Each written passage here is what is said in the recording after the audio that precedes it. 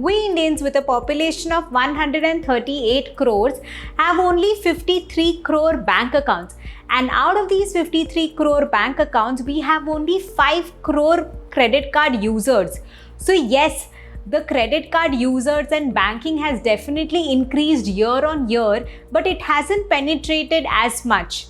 So you may come across a lot of credit card users who love their cards and they have 10 to 12 cards in their wallet and they spend on everything using cards because they enjoy the reward system. On the other end, you may come across some people who earn very well but are still pretty scared of owning that card because they feel that if default on the card, it would lead to a debt trap. Well, both of them are right, but we shall discuss in this session as to what you should do and how you should learn to manage your credit card. So let's get started. So going back to our first session where Imran was earning 1 lakh rupees but was spending 1,10,000 rupees per month. This was possible obviously because of a credit card where he ended up spending more than what he had. So this leads to the first question that would be on your mind. Who should have a credit card? Well, only a financially disciplined person should have a credit card. By financially disciplined, I mean someone like Arjun or Kabir who are spending less than what they earn and use the cards only to make their payments easy and convenient. Not like Imran who is spending more than he earns and would eventually fall into the debt trap. So let's see with this example how Imran is spending more than he earns with the use of a credit card. As you can see, Imran is earning 1 lakh rupees in his bank account and he's using that money for his rent of 25,000, monthly overheads like food, conveyance, groceries of 25,000, eating out, commuting of 15,000, maintenance of around 15,000, and he bought new speakers for 10,000. So he had exhausted his entire 1 lakh. After that, he went ahead and bought sports shoes for 5,000 and did more shopping for another 5,000. So he basically is using his credit cards to spend more than he earns.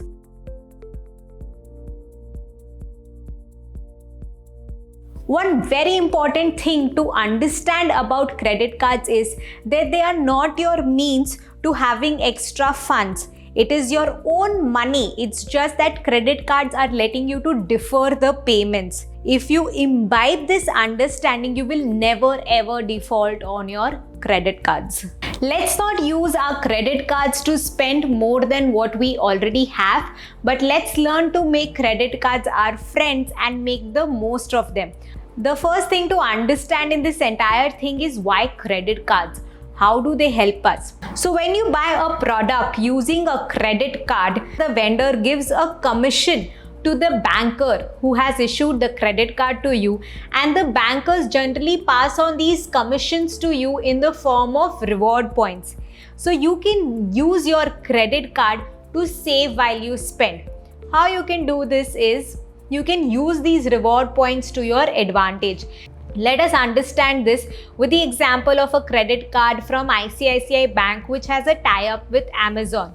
So when you use this card to make any payments from Amazon, you get 5% cash back if you're a Prime customer and you get 3% cash back if you're a non-Prime customer. So if you have used this Amazon ICICI credit card to spend 20,000 on Amazon, you would get a cashback of INR 1,000, that is 5% of INR 20,000 that you spent on the card. So these are the ways where you can earn certain reward points. Now, one thing to note is that every card has a different reward system where you could receive certain cashbacks, points or vouchers. So it is advisable that you go on the respective website and understand what sort of a reward point system do they have. Another way to use your credit card effectively is to auto pay your bills. So when you are paying for various bills like your electricity, mobile and gas, you would log into your account each month and make the multiple payments. Some bills you may be paying through your bank, some through your debit card and some through your credit card. In fact, some of you might also be paying through your check. You can organize all these things using a credit card. Though today, even a debit card allows you to do auto debit, but the credit cards are the only ones who have the reward points. So that is how auto pay is slightly better when it comes to credit cards. Convenience to pay. Yes, there are some channels or some websites which even today only accepts credit cards. So it makes it very easy to use those websites and subscriptions. In fact, where you have to, get access to a particular software to pay monthly, then credit cards are the ones that comes in handy.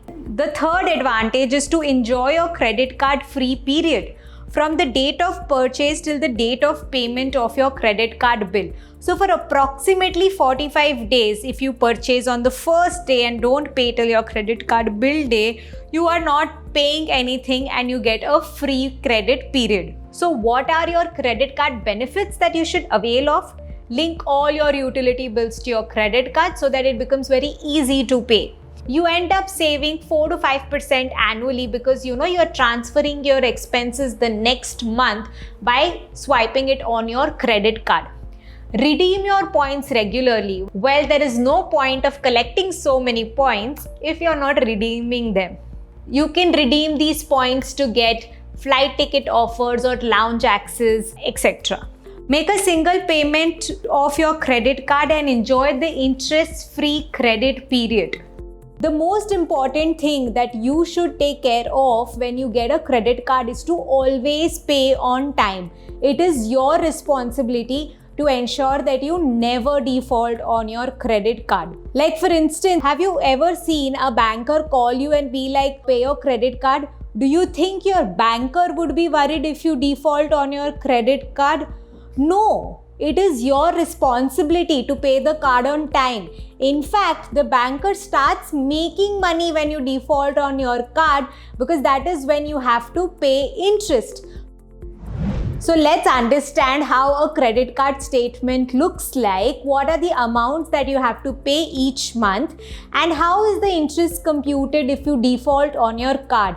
Once you understand this, we are sure you will always be on the top of your credit card statements and pay them on time. As you can see, we've used a statement for your example. There are two things that are highlighted here: minimum amount due and total amount due. A lot of time people end up paying minimum amount due because from the term they understand that this is the minimum amount you have to pay and then there won't be any interest or surcharge or penalty levied on you. That is not the case.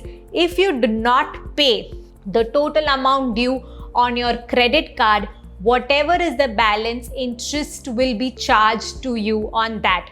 So always pay your total amount due on the credit card.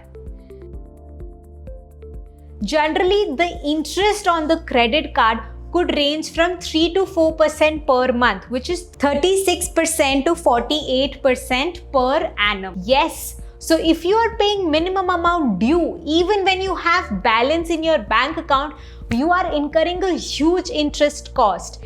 Credit card is one of the most expensive debt that you will ever have. So just because you own a credit card does not mean you can afford it, because affording a credit card can be extremely expensive if the bills are not paid on time.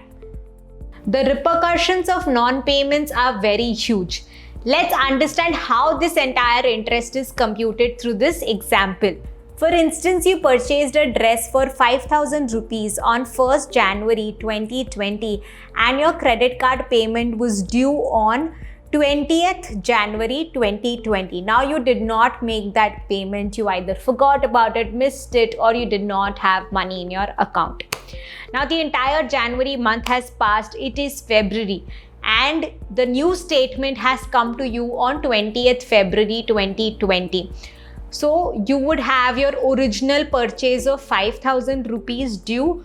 You would have interest for the entire January. Yes, the interest is computed from the date of purchase and not from the date on which your statement was generated.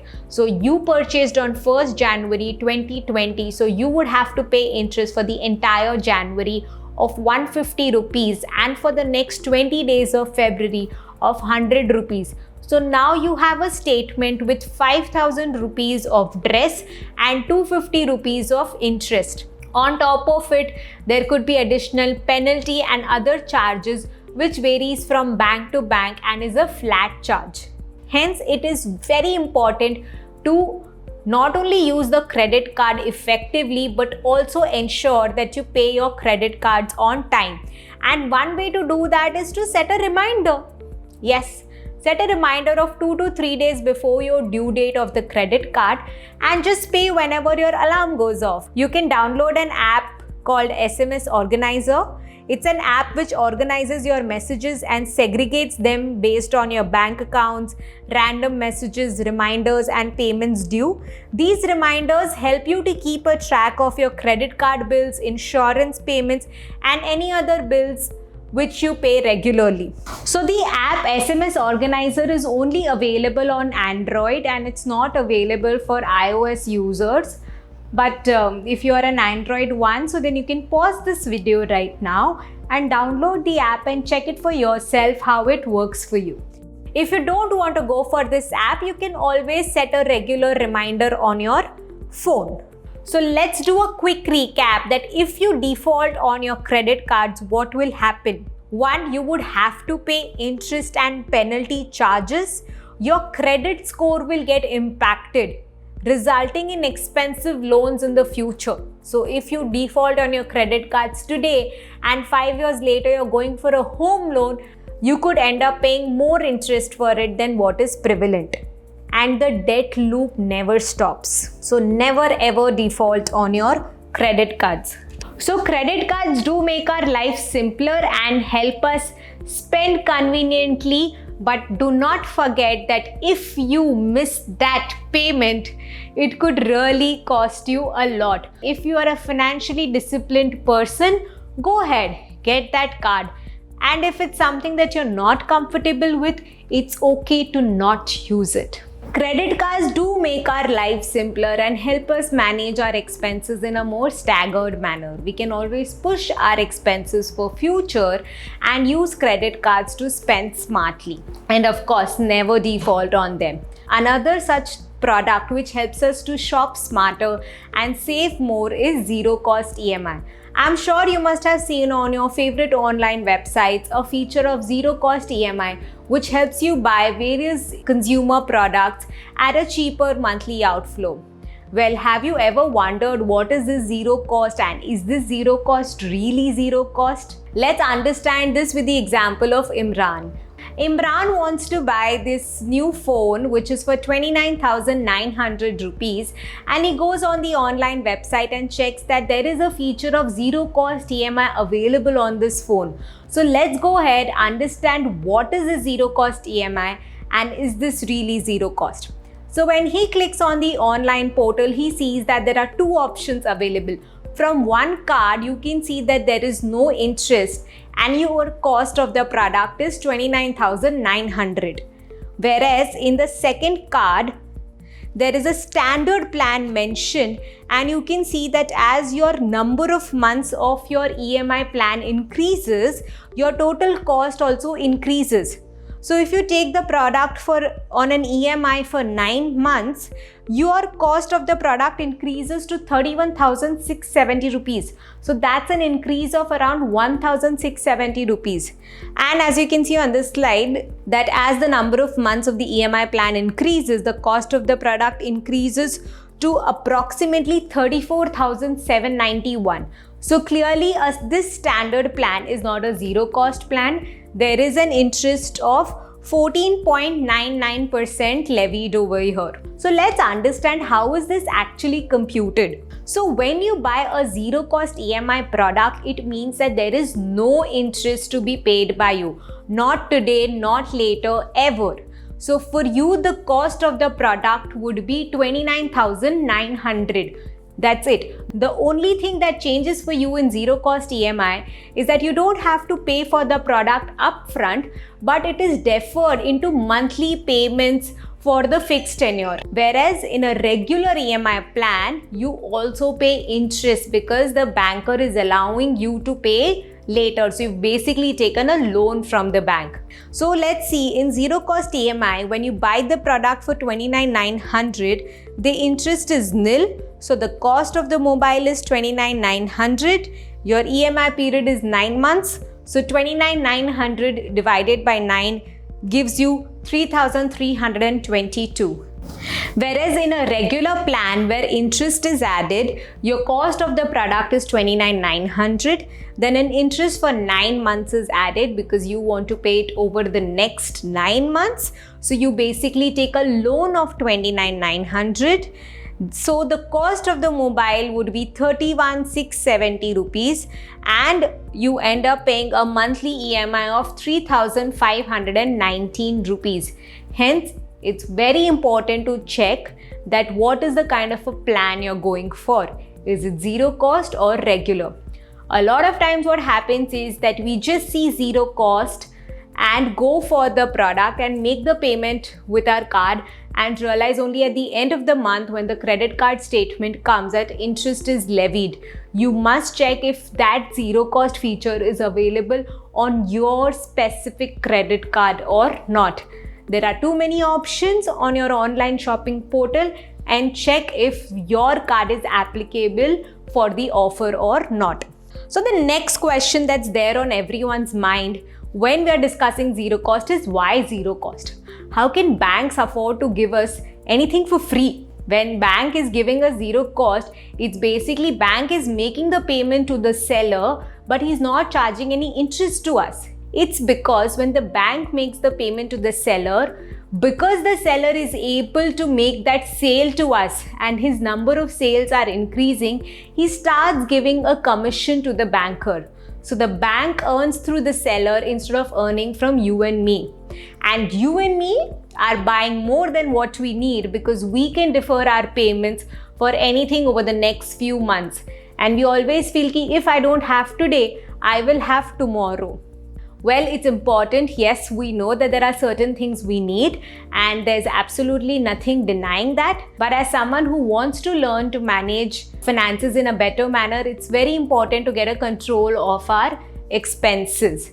Because how much ever we try, unless we don't have enough savings, we will not be able to create a corpus which can be used in future for easy and convenient life. So yes, use credit cards to save smartly and not to spend more. So what are the 3 learnings from this session? Make the most of your credit cards. Know about the reward system so that you can make use of those, right? Interest and penalty on your credit cards are highest debt ever. So never ever default on them. Check the zero cost EMI before you jump into that offer to ensure that's actually zero cost and there are no hidden charges over there. So where your base of expenses and savings are covered through credit card, let's move on to the next session where Harsh comes in and he introduces you to the world of asset classes.